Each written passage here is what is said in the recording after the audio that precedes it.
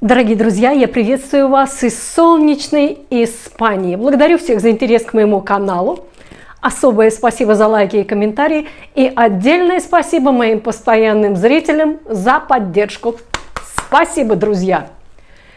Сегодня, друзья, у нас финский калейдоскоп. Но чтобы новенькие на канале не удивлялись, почему из Испании я вещаю о Финляндии, поясню. Это добрая финская традиция – проводить зиму в Испании. Я чту традиции и коротаю зиму на юге. Итак, проходите, присаживайтесь. Финский калейдоскоп. Начнем с моей личной печальной новости. Из Финляндии в Испанию 21 октября мне была отправлена небольшая посылочка. Пакет 150 граммов. Пересылка стоила 29,90. Ну, я думала, как-то больше недели пересылка не займет. Однако посылка где-то бродила, ходила. И, наконец, я по трекингу увидела, что она в Испании. Это где-то недели 3 спустя. Пожалуйста, приходите, получайте. Прибегаю на почту в Испании. Дайте посылку. Испанцы говорят, так, дайте код прибытия. Где извещение? Извещения нет. Ну, хорошо, будем ждать. Следующее извещение пришло почти 1,5 месяца спустя после дня отправления. Ваша посылка вернулась в Финляндию, можете получить ее по коду ниже. Финская почта дополнительных денег не взяла, но и полученные 29,90 не вернула, заявив, что за испанцев они ответственности не несут. Юморные люди еще и спросили: вы хотите еще раз отправить посылку? Давайте еще 29,90. И верхом циничности выглядит реклама почты: отправьте подарок к Рождеству. Старожилы Финляндии помнят историю Аннели Ауэр. В 2006 году ее муж был убит ночью в их семейном доме. Аннели обвиняли в убийстве.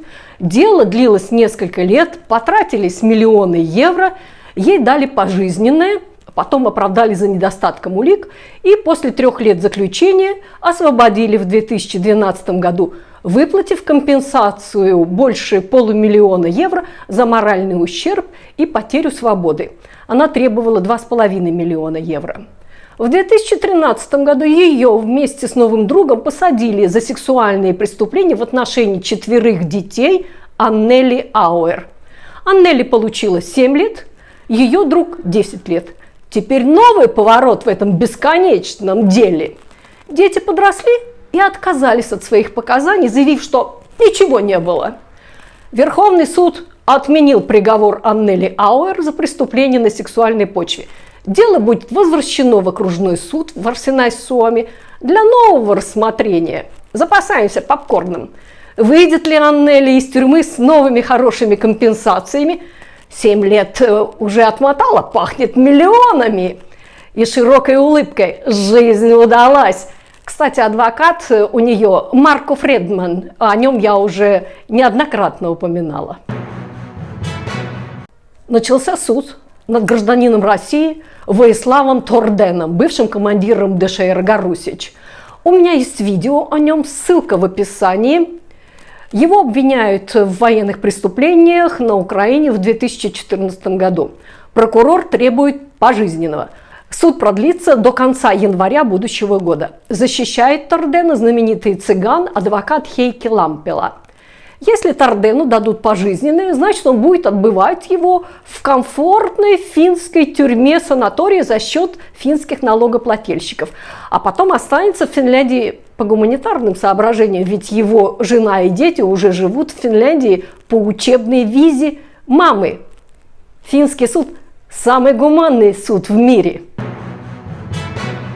На Рождество во многих финских фирмах принято делать небольшие подарки сотрудникам. Ну, например, у нас дарили по бутылке французского вина.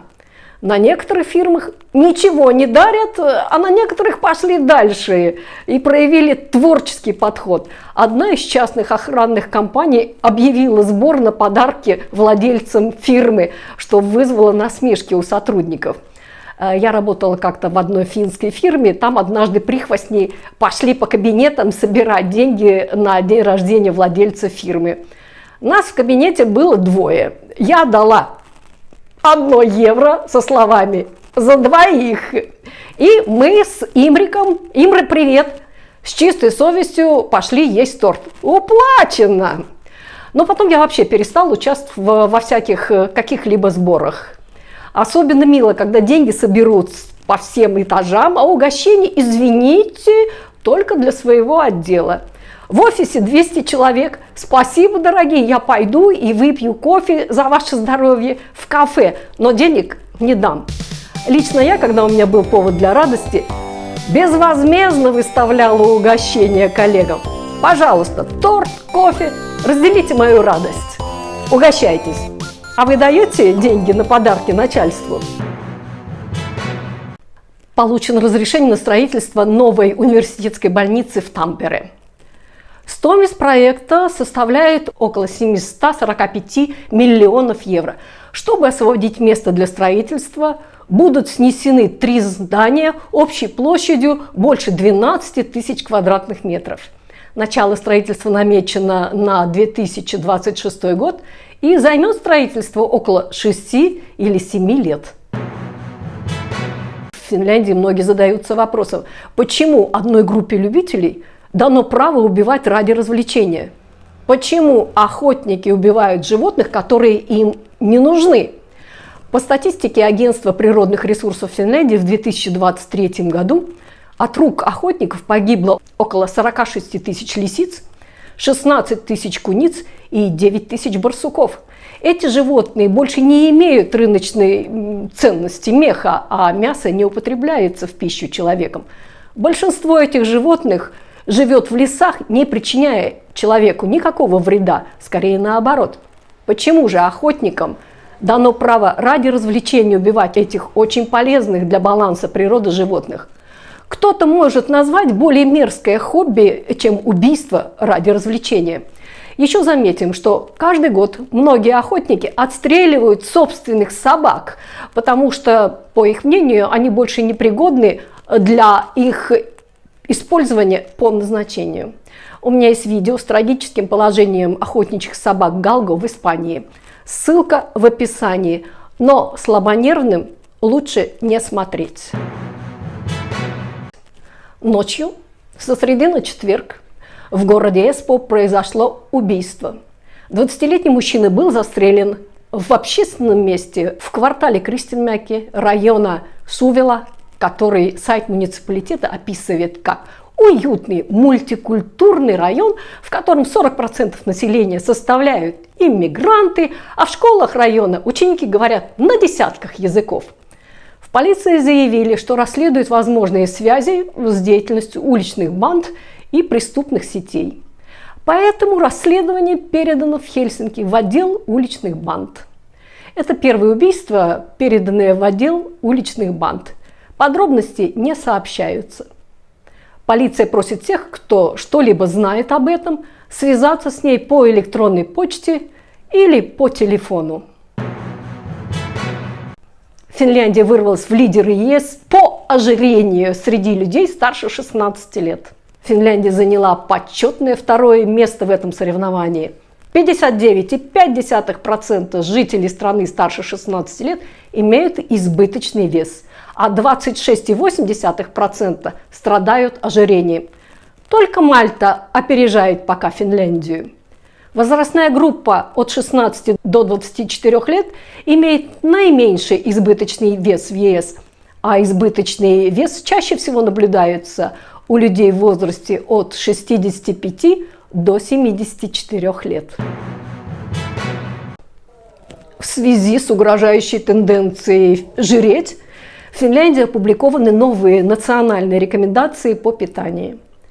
В рационе рекомендуется много овощей, ягод и фруктов, цельнозерновых продуктов, рыбы и ненасыщенных жиров, умеренно обезжиренных и нежирных молочных продуктов, орехов, семян и бобовых.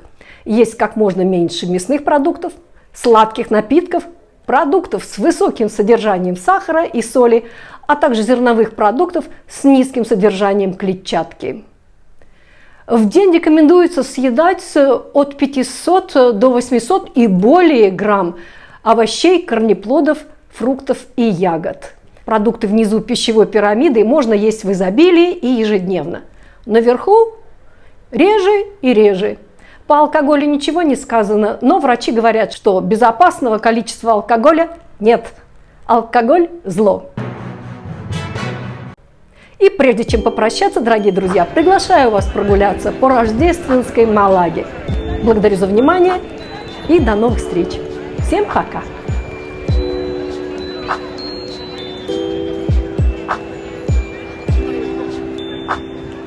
Wow.